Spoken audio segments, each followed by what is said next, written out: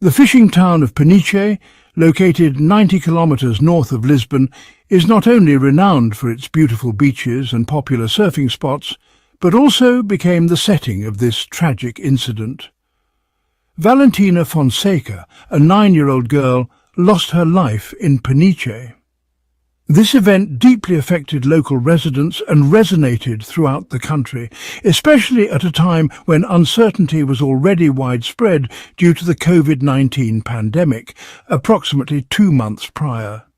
During that period, the government had declared a state of emergency, resulting in the closure of educational centres and restrictions on entertainment venues and businesses.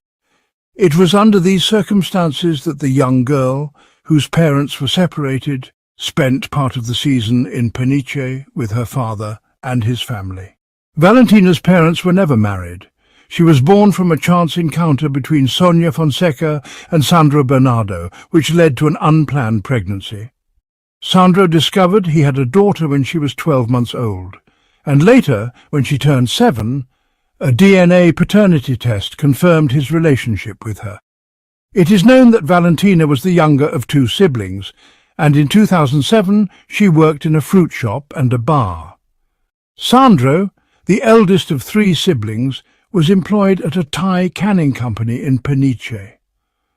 Although custody was shared between Sonia and Sandro, Valentina spent most of her childhood with her mother in Bombaral, in the intermunicipal community of western and central Portugal. In May 2007, she was in the 3rd grade at Fernando Poo School. There are 2 accounts regarding why Valentina spent her early years away from her father. According to Sandro's family, he first met his daughter when she was young through his sister Beatriz Delgado, but later lost contact. Conversely, Sonia maintained that her brother proactively kept in touch with her and ensured his presence in Valentina's life.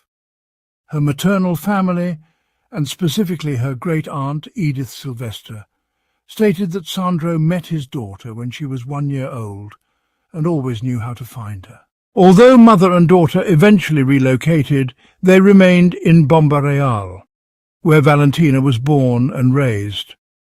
The girl began spending more time with her father around 2004. Even though Sandro and Valentina did not form a traditional family unit, they maintained a positive relationship, ensuring she had the opportunity to be with both parents.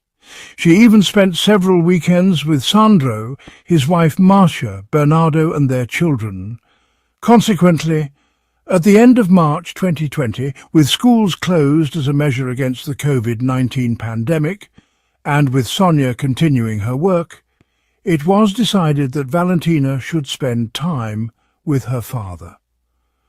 Thus, on March 15th, she moved to the residence of Sandro, aged 32, and Marcia, aged 38, where they had been living for about a year.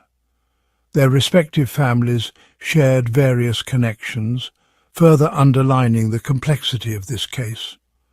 The little girl enjoyed her stays with her father, where she always had someone to play with. Marcia and Sandro were raising 3 children together, the oldest, aged 12, Sandro's son from a previous relationship, along with 2 children they shared, a 4-year-old and a 2-month-old baby. However, on the morning of Thursday, May 7th, 2020, Valentina was no longer in the family home. Sandro reported her missing to officers at the Peniche post of the Republican National Guard. According to him, he last saw her at approximately 1:30 a.m. on that Thursday when he entered her room and covered her with blankets. When he returned 7 hours later, Valentina was absent from her room and could not be found anywhere in the house. She had disappeared. Sandro mentioned that the last time he saw her, Valentina was wearing her pajamas, white slippers and a blue robe. Unaware of her absence, Sonia, her mother, later noticed several missed calls on her cell phone from both Marcia and the authorities. Eventually, Sonia was informed that Valentina had not woken up in her bed and that the previous night they had inadvertently left the house door unlocked. With no signs of forced entry or violence suggesting the involvement of a third party, several hypotheses emerged. One possibility was that Valentina experienced a sleepwalking episode which might have led her to leave the house unknowingly. Another theory suggested that she might have run away, an explanation not entirely without precedent, as in 2018, Valentina had left home. On that occasion, when authorities found her on a road, she stated that she missed her mother and wanted to be with her. Although she was evaluated by the Child and Youth Protection Commission, no evidence of abuse or issues related to substances was found, and the case was closed a month later. While some relatives speculated that she might have left due to jealousy of her younger brother, this seemed unlikely, given her known fear of the dark. Following Sandro's report on May 7th, the Peniche National Police initiated a search for Valentina. Volunteer firefighters and judicial police joined the efforts. Hundreds of community members gathered at the Arto Parish Hall to help with the search, and approximately 600 officers from various security forces, along with tracking dogs and drones, were deployed. An additional 100 personnel also contributed. Volunteers, including family members, friends and neighbours, participated in the search on Friday, May 8th. According to police sources, the operation continued overnight and eventually covered an area of about 4,000 hectares, with some areas being searched more than once, as confirmed by the commander of the Caldas de Reis National Police. In support of the search, Valentina's mother posted several messages on social media, appealing for assistance and expressing her deep distress over not knowing where her daughter was, pleading for her return. At the same time, Sandro and Marcia provided some of the girls' clothing with her scent to aid the sniffer dogs. Notably, they stated that all her clothes were in a nearby laundry facility. Observers later remarked that Sandro appeared unusually calm and unconcerned in the days following the report, a sentiment noted by acquaintances as reported by the Portuguese outlet 100 Journal. As the investigation proceeded, several leads emerged, including alleged sightings, reported items of clothing and other false alarms that temporarily delayed progress. The inquiry included interviews with Valentina's relatives and close friends, involving her father, mother and stepmother. However, a decisive development occurred when detectives interviewed Valentina's older brother. His testimony, detailing events inside the house in the hours before her disappearance, shifted the focus of the investigation and placed greater scrutiny on her mother and stepfather. Consequently, Sandro was interrogated for the third time, this time being confronted with new information provided by his stepson. The agents interrogated Sandro for the third time, this time to confront him with information provided by his stepson. According to the boy, Valentina had gone into the bathroom with her mother and her partner on Wednesday, but he did not see her leave. When he tried to approach, they sent him to bed. After hearing the version of events from Marcia's son, Sandro eventually confessed. In his account, he stated that Valentina had died in what he described as an accidental incident.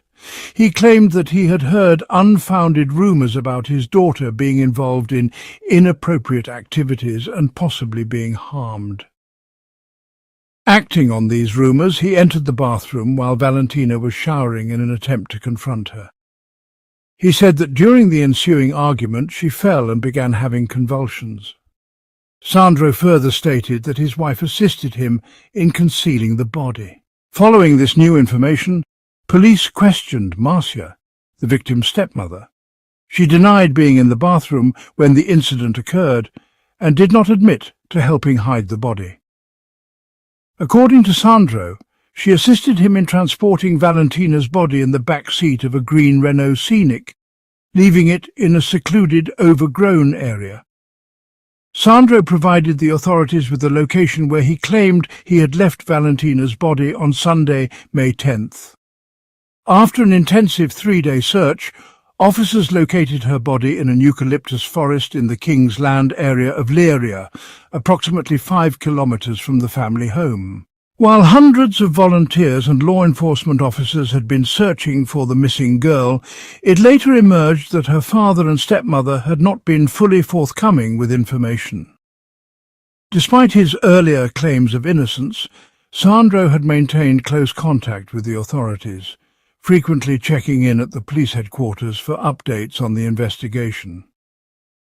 Ultimately, Sandro admitted that he was responsible for his daughter's death, stating that she had died by strangulation. The judicial police confirmed the arrests of Sandro and Marcia, charging them with homicide and concealment of a body. Fernando Jordao, the coordinator of the Judicial Police's Criminal Investigation Department for the area, explained that the investigation had determined Valentina's death was premeditated and linked to serious internal family conflicts. That same afternoon, police reenacted the events at the house where the incident allegedly occurred. The two suspects were taken separately to that location. Sandro was present inside the house for about an hour before being removed, and shortly thereafter, Marcia was taken in for questioning. Sandro also accompanied officers to the site where Valentina's body was eventually found. Reports from media outlets indicated that not all family members were shocked by the outcome. Some had even suspected that Sandro and Marcia might be responsible for the little girl's disappearance. Although many of Valentina's maternal relatives found it hard to believe that the two adults the girl loved could be involved in such a tragedy, her great-aunt recounted that Sonia, the grieving mother, learned of her daughter's death from a television news report while visiting her home.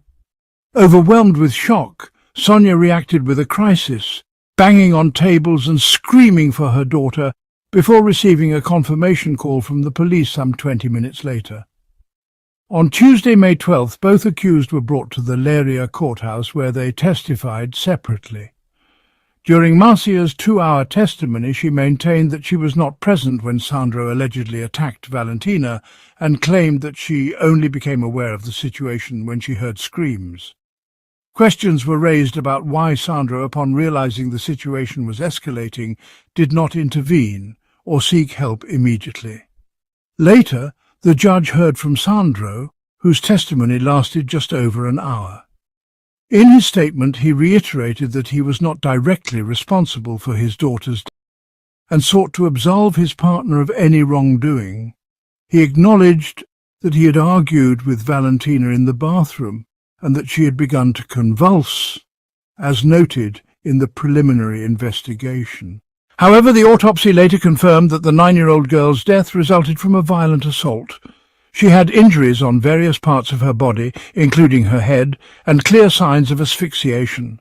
This evidence directly contradicted the account given by her father, who had claimed that her fall was merely accidental and related to safety concerns during the pandemic.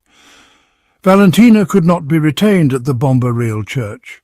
Her funeral was held on May 12th at the Saint-Bras cemetery in the same town, with only a limited group of immediate family members in attendance because of the prevailing health restrictions.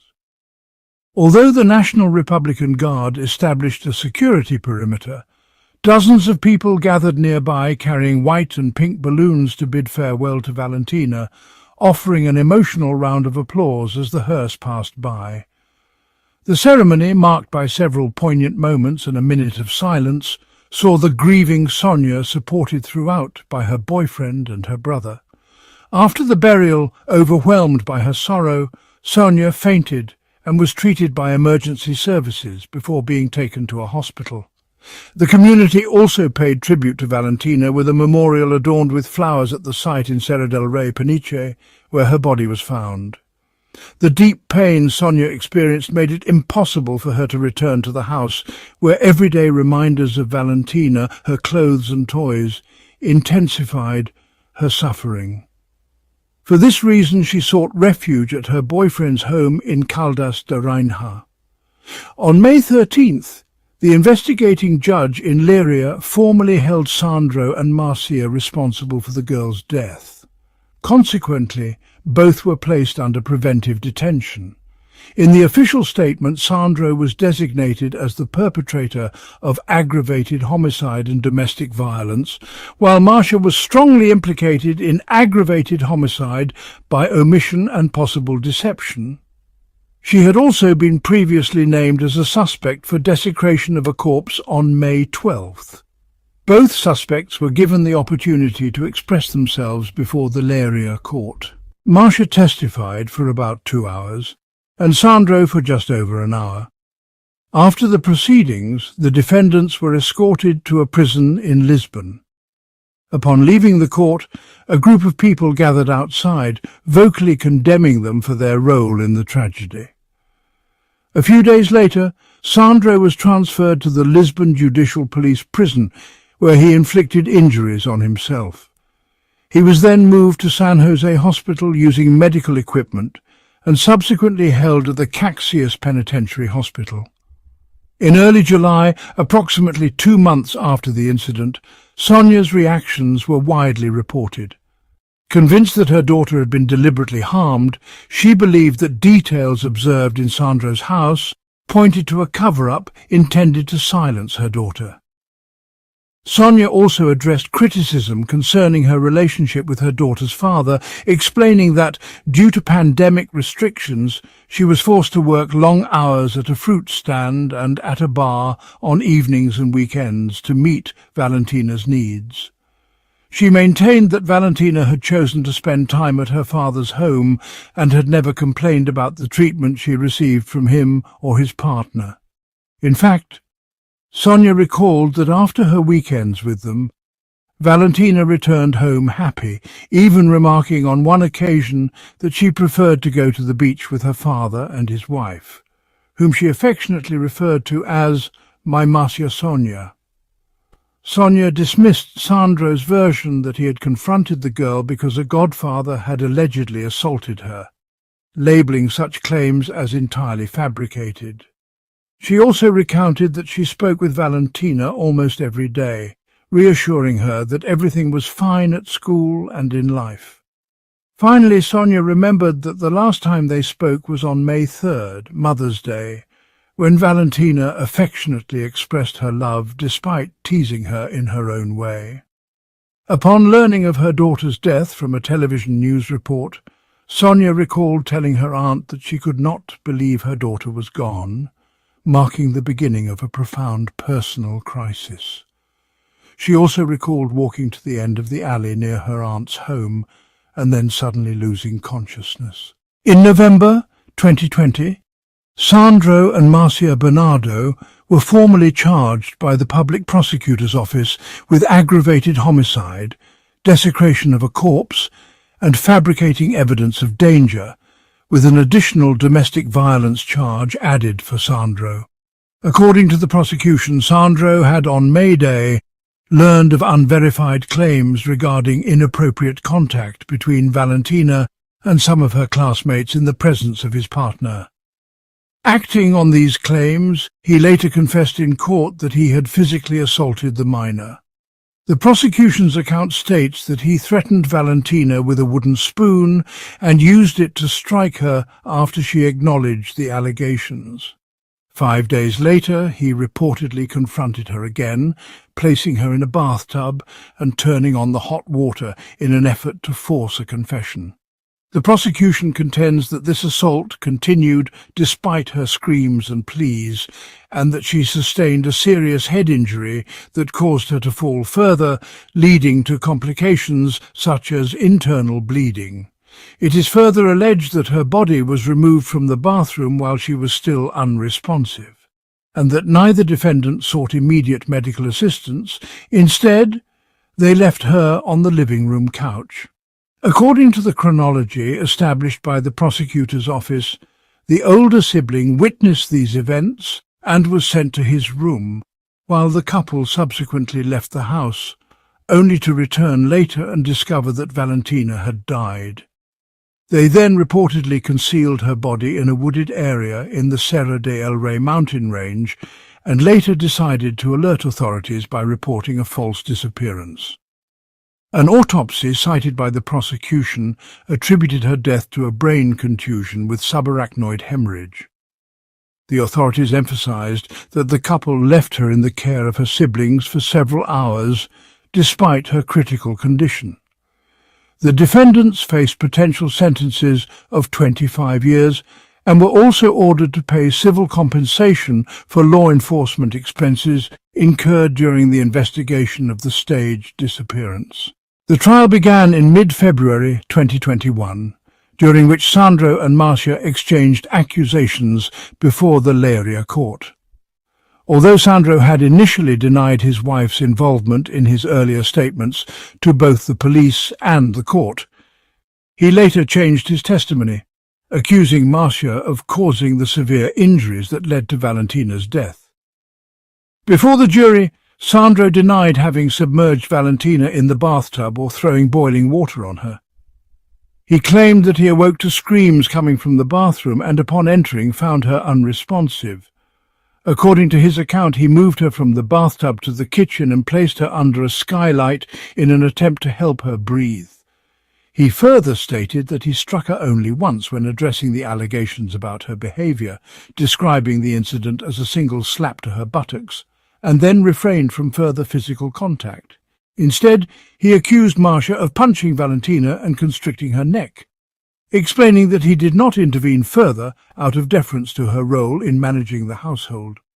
Sandro also stated that he did not initially realize the severity of the situation and that, upon discovering her lack of vital signs, he chose a location to conceal her body, a decision he claimed was influenced by Marcia's suggestion. Ultimately, he admitted the body's location, asserting that he could no longer bear the mounting pressure. When it was Marcia's turn to testify, she offered a sharply contrasting account. With visible emotion and tears, she maintained that it was Sandro who repeatedly struck Valentina despite her pleas for him to stop. Marcia, a mother of 3, recounted that she had tried to intervene by speaking to him during the assault, but he dismissed her concerns, insisting that, as her partner, and as the one responsible for disciplining Valentina, he had to handle the situation. She specifically stated that it was Sandro who had placed Valentina in the bathtub and ensured that hot water was directed onto her. Marcia also explained that when the assault began she was feeding her baby, and despite her repeated attempts to stop him, he pushed her away. Her testimony starkly contradicted Sandro's version and intensified the charges against him. The accused stated that when the victim finally lost consciousness, they removed her from the bathroom. According to their account, her eyes remained open, but she was unresponsive. Marcia also recalled the moment when her eldest son witnessed the events, noting that Sandro instructed him to return to his room if he wanted to continue seeing his mother and siblings. When asked why she did not report the incident immediately, Marcia explained that her husband had threatened her. She further recounted that her son had phoned Sandro while they were away, reporting that Valentina was foaming at the mouth. Although Marcia wanted to call for help and explain that the events had been accidental, Sandro refused, saying he did not want to face legal consequences. Marcia did admit to driving the vehicle used to transport Valentina from the house to the wooded area where they later left her body. She also acknowledged that they had agreed to report her missing. A key testimony during the trial came from Marcia's eldest son, who was 13 years old at the time. His recorded statement, presented in court on the first day of proceedings, corroborated his mother's account and placed the responsibility for the attack on his stepfather. The teenager explained that when he awoke in the morning, he witnessed Sandro striking Valentina forcefully because she had misbehaved. He said that Sandro then took her to the bathroom and turned on the hot water, causing her to fall. According to the boy, Valentina protested because the water was very hot, but Sandro continued his actions. The teenager also stated that his mother tried to intervene by calling for an ambulance, but Sandro threatened her, warning that she would lose access to her children. While Marcia testified, she became visibly emotional, recalling the moment when the couple realized that Valentina was unresponsive. The young man added that Sandro had covered her face with a blanket and later retreated to his room. He also reported that his stepfather mentioned taking the body and that his mother dressed the girl afterward, instructing him not to discuss the matter further for fear of further consequences. A former nanny of Valentina, Katerina Alexandra, who cared for her in 2018, also testified. She confirmed that, in her experience, Valentina had never expressed any complaints about her father or stepmother. This testimony was supported in court by the victim's mother, who reiterated that before Valentina's death she had never heard any suspicion of abuse from Sandro. In April 2021, the defendants were found guilty of the charges against them. Sandro Bernardo received sentences of 22 years for aggravated homicide, 18 months for desecration of a corpse, 9 years for abuse and simulating danger signs, and an additional 3 years for domestic violence, amounting to a total of 24 years in prison. Marcia Montero was sentenced to 18 years for murder, 18 months for desecration of a corpse, and 9 months for abuse and simulating danger signs. The judges ruled that although Marcia was not directly responsible for the physical violence, she did not prevent the actions against the girl and participated in concealing the crime. The verdict noted that, knowing Valentina was frightened of hot water, Sandro used boiling water on her genital area to inflict further pain, resulting in second-degree burns, as confirmed by the forensic report.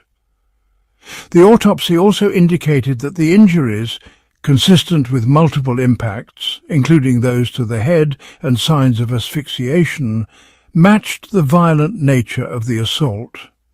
The ruling further detailed that during the continuous search operation conducted between May 7th and 10, a combined effort of 14 judicial police officers, 120 security guards and 90 firefighters from various Western forces was mobilized, incurring logistical costs exceeding €31,000, approximately $32,500. Sandro maintained an impassive demeanour as his sentence was read, his gaze fixed on the judge while the court described the severity of the attacks intended to force a confession regarding alleged sexual abuse, allegations that ultimately were not supported by other evidence. Marcia, in contrast, kept her eyes lowered throughout the proceedings, even when the judge reproached her for her inaction during the attack on her stepdaughter. At the conclusion of the verdict, the presiding judge reminded both defendants that human life is invaluable and expressed hope that they would take the time to reflect deeply on the gravity of their actions. Sandro's lawyer later told reporters that he believed the evidence had been conclusively established and that his client's lack of remorse had, in his view, contributed to the severity of the sentence. Both convicts appealed their sentences. On November 26, 2021, the Coimbra Court of Appeal reduced Marcia Bernardo's prison term to 9 years, half of what was originally mandated, on the basis that she did not actively participate in the assaults nor endorse them. Her charge was consequently downgraded from aggravated homicide to simple homicide by omission. In Sandro's case, his sentence was reduced by 1 year.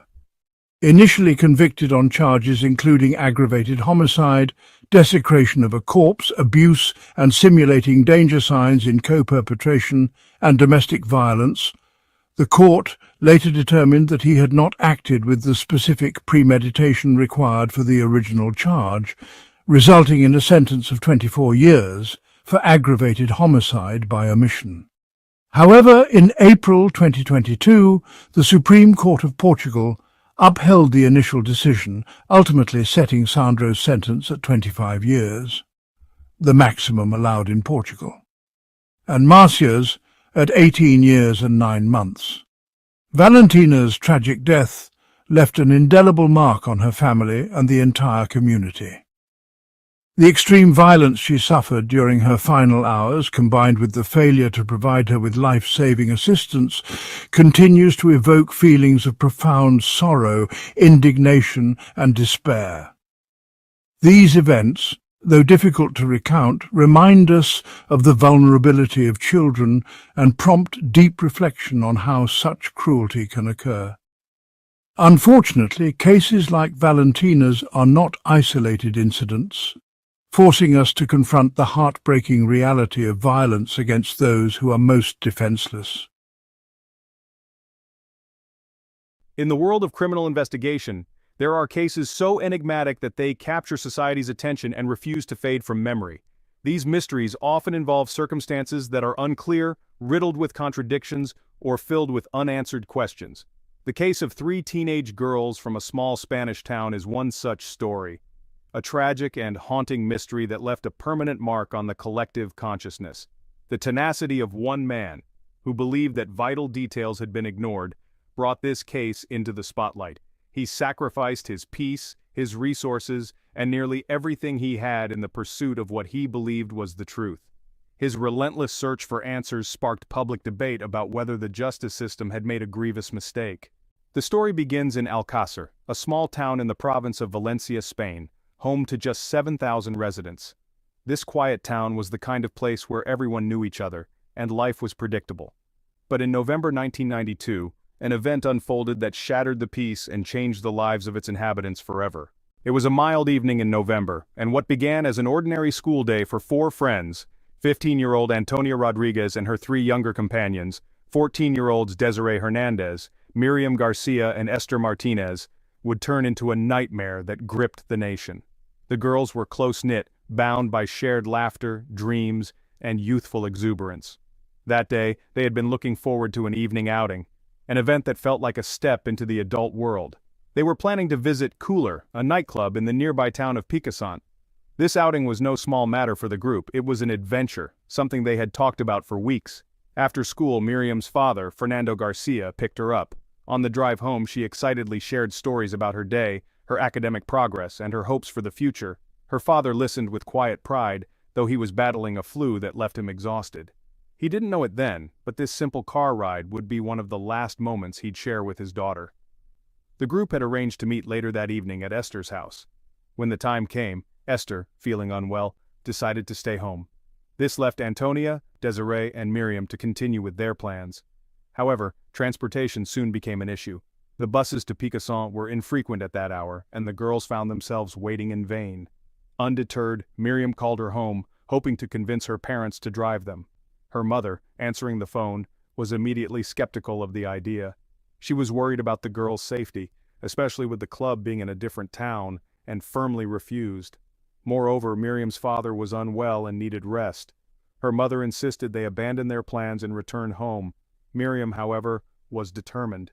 She attempted to convince her mother by suggesting they could stay at a friend's house overnight, but her mother saw through the ploy. Firmly, she repeated her instructions: "Come home before curfew." Miriam reluctantly agreed, but in reality she and her friends had other plans. At approximately 8:00 p.m., the 3 friends left Esther's house and began their journey on foot. It was an unusual decision, but the girls were young, bold, and optimistic. This was their first attempt at such an outing, and the anticipation of the night ahead overshadowed any concerns. They had all promised their parents to return home on time, completely unaware of the danger that awaited them. That fateful phone call was the last time Miriam's mother would hear her daughter's voice. Concern began to set in as the hours passed. Miriam had not returned home by the agreed time, and her mother's initial frustration at her tardiness quickly turned into unease. She began calling the parents of Miriam's friends, hoping her daughter might have gone to one of their homes. But as each call yielded no answers, her anxiety deepened. None of the girls were where they were supposed to be. In 1992, mobile phones were not commonplace, making it impossible to reach the girls directly.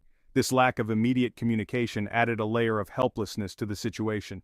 Miriam's mother tried to reassure herself, thinking her daughter might have stayed out to avoid a scolding for missing curfew. But as the hours stretched into the night, hope began to wane.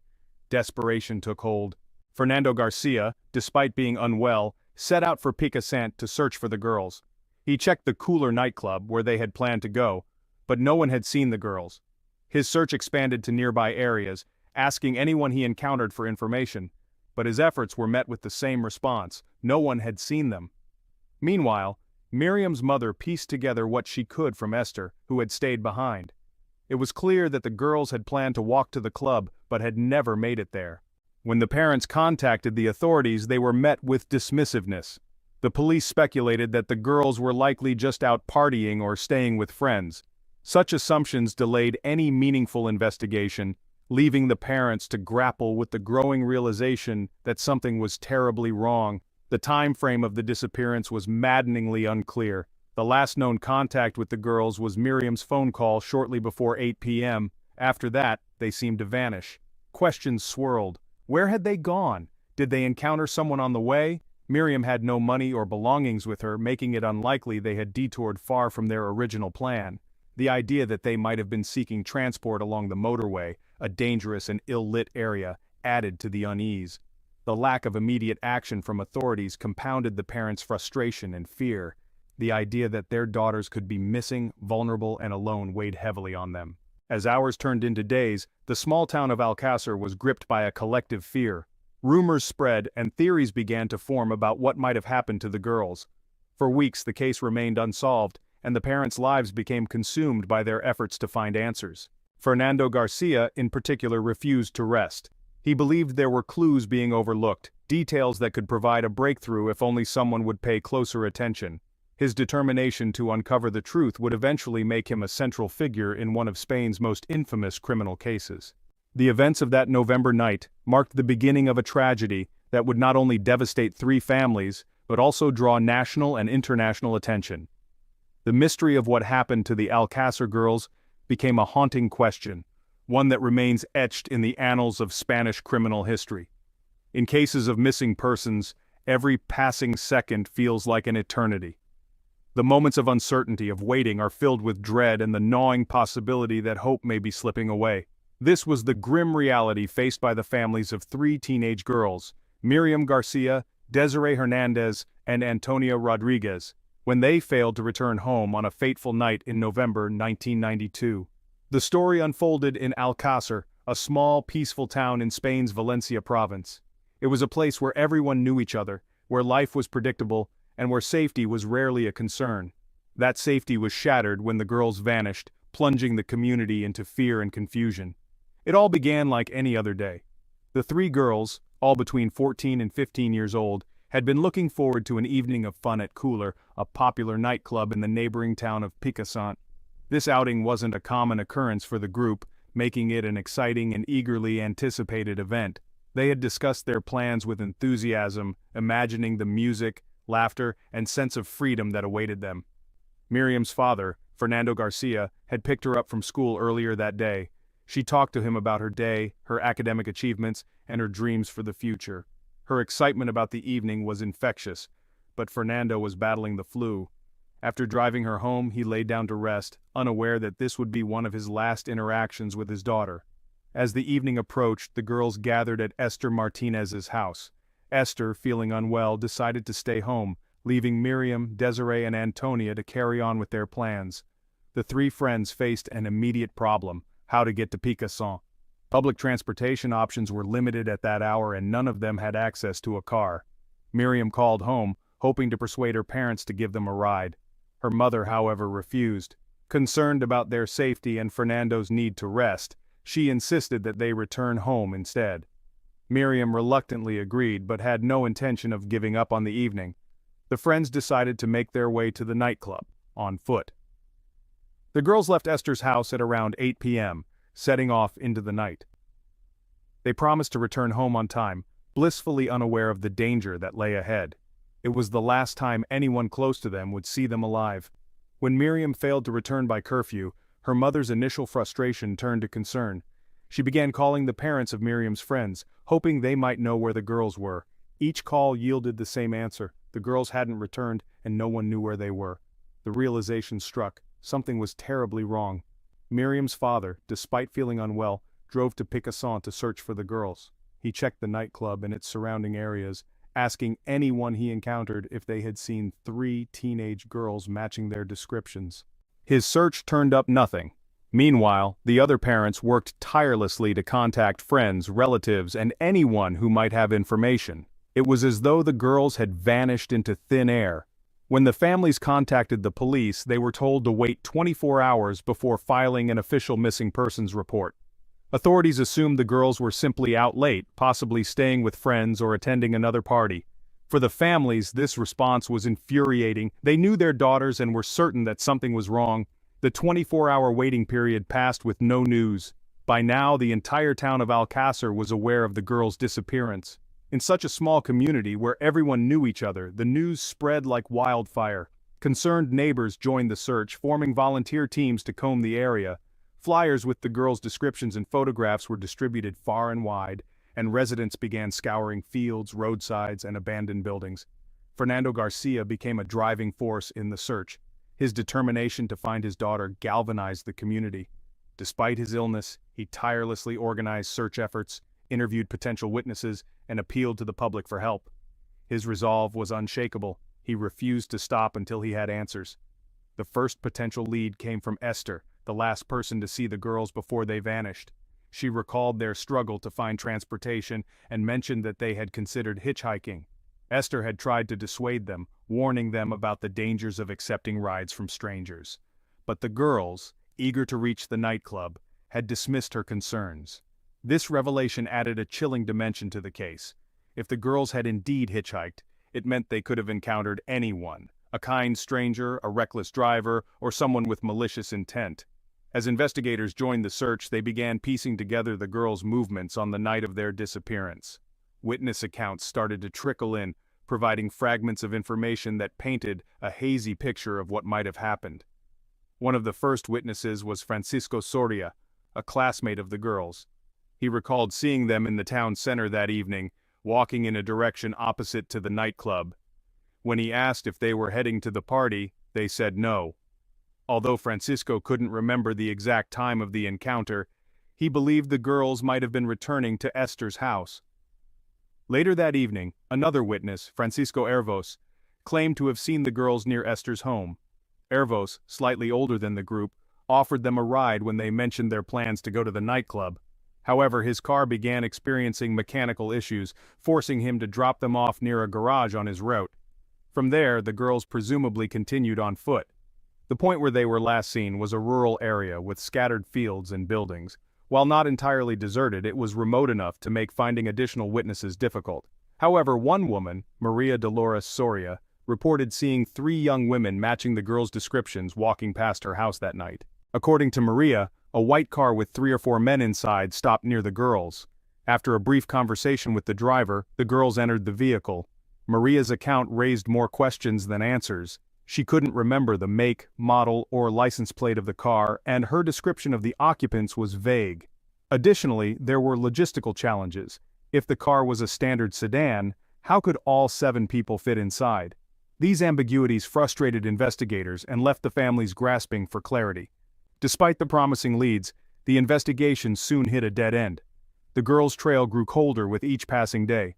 Witness testimonies were inconsistent, and there was no physical evidence to indicate where they might have gone after entering the white car. The search efforts continued relentlessly. Volunteers scoured the surrounding countryside, often covering the same ground multiple times in the hope of uncovering something they might have missed. The parents clung to hope, but as days turned into weeks, their optimism began to waver. The thought of what their daughters might be enduring haunted them. Fernando Garcia refused to give up. He became the public face of the search, appearing on television and pleading for information. His appeals captured the nation's attention, and the case of the missing Alcácer girls became a focal point of public concern. What began as a local tragedy soon escalated into a national mystery. Speculation and rumors filled the void left by the lack of progress. Theories ranged from abduction to foul play, with some even suggesting the possibility of human trafficking. Each new rumor brought fresh anguish to the families who were desperate for answers. The Alcácer case would eventually take a shocking and tragic turn, but in those early days it remained a story of hope, fear, and determination. It was a story of parents who refused to rest, a community that came together in the face of tragedy, and a haunting question that echoed through the town. This expanded version dives deeper into the emotions, context, and unfolding investigation, reaching the desired length while maintaining a compelling narrative. Let me know if you'd like further refinements. The enthusiasm of law enforcement authorities waned significantly just days after the initial stages of the search for the 3 missing teenage girls from Alcácer. Families feared the operation would be called off entirely. Faced with this grim possibility, Miriam Garcia's father, Fernando Garcia, resolved to take matters into his own hands. His unwavering determination led him to spearhead a public campaign, hoping to sustain public interest and pressure the authorities into continuing their efforts. This campaign involved distributing thousands of informational leaflets, making numerous appearances on radio programs, and granting interviews to television and print media outlets. Fernando's tireless activism soon outpaced the efforts of law enforcement, drawing mixed reactions from the public. Some admired his devotion to finding his daughter, while others accused him of exploiting the tragedy for personal fame. These accusations, however, did little to deter Fernando, who remained steadfast in his mission. His work brought nationwide attention to the case, ensuring that the Alcácer tragedy became a central topic of conversation across Spain. While this increased visibility initially reignited the investigation, it also brought unintended consequences. The intense media coverage attracted unreliable informants and sensational claims, which distracted investigators and clouded the case. Rumors and speculation filled the gaps left by the lack of concrete evidence, complicating efforts to find the missing girls. For the families, this chaos only deepened their anguish. Weeks turned into months without any breakthroughs. Christmas and New Year's passed in a fog of uncertainty for the families of Miriam, Desiree Hernandez, and Antonia Rodriguez. Their pain reverberated throughout Alcácer, a tight-knit town where everyone felt the weight of the tragedy. As the investigation stalled, the parents grew increasingly frustrated, convinced that law enforcement had lost its sense of urgency. The lack of progress placed additional strain on the families. Each passing day without news chipped away at their hope. Still, Fernando Garcia refused to give up. He continued to push for answers, urging the authorities to intensify their search efforts. His actions ensured that the case remained in the public eye, preventing it from fading into obscurity. On January 27, 1993, after more than 2 months of searching, the grim truth came to light. 2 beekeepers working in a remote hilly area near La Romana stumbled upon a shallow grave while tending their apiary. The secluded location, approximately 10 kilometers from Alcácer, was nearly inaccessible without prior knowledge of the area. While inspecting the site, one of the men noticed a glint of metal among disturbed earth and brush. Upon closer inspection, he found a wristwatch partially buried in the ground. Realizing the potential significance of their discovery, the beekeepers immediately contacted the police. When investigators arrived, they unearthed the remains of the 3 missing schoolgirls buried beneath the soil. The shocking discovery sent ripples of grief and horror through the community and the entire nation. The picturesque hills of La Romana had become the site of an unspeakable crime, shattering any remaining hope of the girls' safe return. Despite the gravity of the discovery, significant errors marred the early stages of the investigation. The team assigned to the case lacked experience in handling such heinous crimes. Key forensic protocols were overlooked, and the crime scene was neither thoroughly documented nor adequately secured. Critical evidence may have been compromised or destroyed as a result of these oversights. Hours after the police arrived at the scene, the area was finally cordoned off. By then, crucial details might have already been lost. Scattered around the burial site were personal belongings, including clothing, ropes, strands of hair, and scraps of paper. Investigators also searched nearby farmhouses and outbuildings. In one structure, they found an earring that matched jewelry worn by one of the victims. However, despite these promising leads, the forensic technology of the early 1990s limited the investigators' ability to extract and analyze DNA evidence. The beekeepers, initially treated as persons of interest, were quickly ruled out as suspects after thorough questioning. Attention then shifted to other potential leads, as investigators worked to piece together the sequence of events that led to the girls' tragic end. At the time of the discovery, Fernando Garcia was in London, where he had traveled to raise international awareness about the disappearance of his daughter and her friends. He had planned to hold a press conference to appeal for help in finding them. Instead, he received the devastating news of their deaths. Overcome with grief, Fernando returned to Spain on the first available flight to be with his family. The intense media coverage surrounding the case amplified the family's anguish. When law enforcement officials delivered the news of the discovery, it was broadcast live on national television, turning their private grief into a public spectacle. The intrusive nature of the media's involvement transformed the tragedy into a national drama, further complicating the family's mourning process. As the investigation progressed, a key piece of evidence emerged: a torn medical record found near the burial site. The document contained the name of a local individual known to the authorities, providing a significant lead. Investigators also gathered witness testimonies that suggested the girls had been picked up by strangers while hitchhiking to the nightclub they had planned to visit. Using this information, police identified two primary suspects: Miguel Ricard and Antonio Angles. Both men had criminal records and were infamous in the area for their violent tendencies. Witnesses placed them in the vicinity of the girls on the night of their disappearance, further strengthening the case against them. Miguel Ricard was apprehended shortly after being identified as a suspect. During his interrogation, Ricard confessed to participating in the abduction and murder of the three girls. According to his account, he and Antonio Angles had kidnapped the girls while posing as good Samaritans offering a ride. They then took the victims to a secluded location, where they subjected them to unimaginable cruelty before killing them and burying their bodies in La Romana. Antonio Angles, however, managed to evade capture. His flight sparked an international manhunt, with law enforcement agencies across Europe and beyond searching for him. Despite numerous reported sightings and extensive efforts to locate him, Angles remains at large to this day, cementing his place as one of Spain's most notorious fugitives. The discovery of the girls' bodies and the subsequent details of their ordeal shocked Spain to its core. Vigils were held across the country as communities came together to mourn the loss of three young lives cut tragically short. The tragedy also ignited widespread outrage, prompting calls for reforms in how missing persons cases are handled and how law enforcement operates in such situations. For the families of Miriam, Desiree, and Antonia, the pain was immeasurable.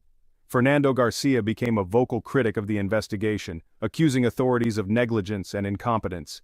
He channeled his grief into activism, demanding justice for his daughter and her friends. His tireless efforts ensured that the Alcácer case remained in the public eye, preventing it from being forgotten. The Alcácer case is remembered as one of Spain's most harrowing tragedies. It exposed significant flaws in the country's criminal justice system and highlighted the need for better victim support services. The case also served as a grim reminder of the dangers faced by young people and the importance of community vigilance. Decades later, the pain of the Alcácer tragedy still lingers. While Miguel Ricard was convicted for his role in the crime, Antonio Angles' continued absence leaves a sense of incomplete justice. For the families of the victims, the memories of their daughters are a bittersweet reminder of what was lost, and the quest for closure remains unfinished. This expanded version reaches the 12,000 character requirement while maintaining a structured, detailed narrative. If you have specific areas you'd like further elaborated, let me know. A shocking discovery ***. The Alcácer case, one of Spain's most harrowing crimes, began with the disappearance of three teenage girls, Miriam Garcia, Desiree Hernandez, and Antonia Rodriguez. On the night of November 13, 1992, the friends left their homes in Alcácer, a small town near Valencia, intending to attend a nightclub event in a nearby town. They never arrived. For weeks, their families, friends, and local authorities conducted an intensive search, but there was no sign of the girls. The investigation appeared to stall until January 27, 1993. On that day, two beekeepers in a remote area of La Romana stumbled upon something unsettling. Amid the hilly terrain, they noticed disturbed earth and a wristwatch partially buried in the dirt. Upon closer inspection, they realized the earth concealed a horrific secret. They immediately alerted authorities. Police discovered the mutilated bodies of the three missing girls buried in a shallow grave. The gruesome nature of the crime shocked the entire nation. The investigation, which had already attracted significant public attention, now turned into a race to identify the perpetrators. Despite the horrifying discovery, the initial investigation was marred by significant shortcomings. The crime scene was poorly documented, with photographs and detailed records missing from key moments. Hours passed before the area was properly cordoned off, allowing potential evidence to be disturbed or destroyed. These procedural errors would later complicate the case and fuel public frustration with law enforcement. Near the burial site, investigators found several items connected to the girls, including clothing, ropes, strands of hair, and scraps of paper. Among these was a medical record, which would provide the first major lead in the case. The document was traced to Enrique Angles, a 25-year-old man who had been treated at a local hospital for schizophrenia and developmental disabilities. Enrique lived in a small house near the crime scene with his family, raising immediate suspicion. A further search of the house uncovered an earring matching one worn by one of the victims, strengthening the connection to the crime. However, investigators quickly shifted their focus to Enrique's older brother, Antonio Angles, who had a long history of violent behavior and criminal activity. Antonio's sudden disappearance shortly after the girls' murders heightened suspicions, and he became the prime suspect. Born in Brazil in 1966, Antonio Angles moved to Spain with his family as a child. From an early age, he exhibited troubling behavior, frequently getting into fights and showing signs of violent tendencies. By high school, Antonio's erratic conduct escalated. He often appeared intoxicated, carried dangerous objects, and associated with a group of delinquents. As he entered adulthood, Antonio's criminal activities intensified. He lured unsuspecting victims into apartments where he and his accomplices extorted money through threats and violence. He also became involved in drug trafficking, recruiting others to assist him. One such recruit, Nuria Pera, later became a victim of Antonio's brutality when she attempted to embezzle drugs from him. Antonio subjected her to horrifying abuse, an incident that even led his family to distance themselves from him. At one point, his mother sought a restraining order against him, and one of his brothers reported him to the police. Antonio's volatile nature and criminal history made him a prime suspect in the Alcácer case, but his whereabouts remained unknown. Another figure who drew investigators' attention was Miguel Ricart, a 23-year-old friend of Antonio Angles. Miguel owned a white Opel Corsa which resembled the car described by a witness who had seen the girls on the night of their disappearance. However, the car's small size raised questions, as it could not have transported all 7 people involved. Initially, Miguel denied any involvement, but during questioning, he admitted that Antonio had occasionally borrowed his car. This admission tied him more closely to the case. Furthermore, inconsistencies in Miguel's alibi deepened suspicions. He claimed to have been in a correctional facility at the time of the murders, but records showed he arrived there 2 weeks later. Miguel's background revealed a troubled life. He lost his mother at age 3 and was raised by a strict father, leading to rebellious behavior and substance abuse during his teenage years. By his early 20s, Miguel was living with Antonio and participating in petty crimes. Under intense interrogation, Miguel eventually confessed to his role in the crime, implicating Antonio as the mastermind. According to Miguel, Antonio offered the girls a ride to the nightclub but instead took them to a remote location. Over several hours, the girls were subjected to horrific abuse before being killed. Miguel's confession described Antonio as the dominant figure, orchestrating the crime with chilling precision. While Miguel claimed he was coerced into participating, his confession placed him at the scene, making him an accomplice to the murders. While Miguel Ricart was arrested and charged, Antonio Angles remained at large. The ensuing manhunt became one of the largest in Spanish history. Antonio was reportedly spotted in various locations, including Valencia and Portugal, but he managed to evade capture. One theory suggested that Antonio stowed away on a cargo ship bound for Ireland, where he disappeared. Despite international cooperation and numerous reported sightings, Antonio Angles has never been apprehended. His ability to avoid capture has fueled speculation about whether he is still alive or if he perished while fleeing. Miguel Ricart's trial became a media sensation, with the public and press closely following every development. His confession played a pivotal role in the proceedings, although he later recanted, claiming he had been forced to confess under duress. Despite this, the court found him guilty of aiding Antonio in the abduction, assault, and murder of the 3 girls. Miguel was sentenced to 170 years in prison, although Spanish law capped the time he would actually serve at 30 years. The trial divided public opinion. Some believed Miguel was a scapegoat, used by authorities to cover up their failure to capture Antonio. Others argued that Miguel's involvement was undeniable, and that his conviction was a necessary step toward justice. The Alcácer case left an indelible mark on Spain. The brutality of the crime and the subsequent media coverage brought national attention to issues of youth safety and the criminal justice system. Vigils and memorials were held across the country to honor the victims, while public frustration with the investigation prompted calls for systemic reform. For the families of Miriam, Desiree, and Antonia, the pain of their loss was compounded by the knowledge that Antonio Angles, the man believed to be the primary perpetrator, remained free. The case highlighted the need for better coordination between law enforcement agencies and more effective methods for tracking fugitives. Decades later, the Alcácer case continues to haunt Spain. Antonio Angles' disappearance remains a source of mystery and frustration, with some questioning whether he received help to evade capture. Others speculate that he may have died while fleeing, his body never found. The case also sparked conspiracy theories, with some alleging that powerful individuals were involved in a cover-up.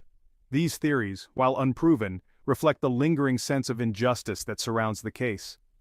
The Alcácer murders are a chilling reminder of the darkness that can lurk beneath the surface of a seemingly peaceful community. While Miguel Ricard was held accountable for his role in the crime, the absence of Antonio Angles leaves the case incomplete. For the families of the victims, the search for answers continues, a testament to their resilience and determination to honor the memory of Miriam, Desiree, and Antonia. This version contains additional details, context, and analysis, bringing it closer to the requested length. Let me know if you need further refinements or additions.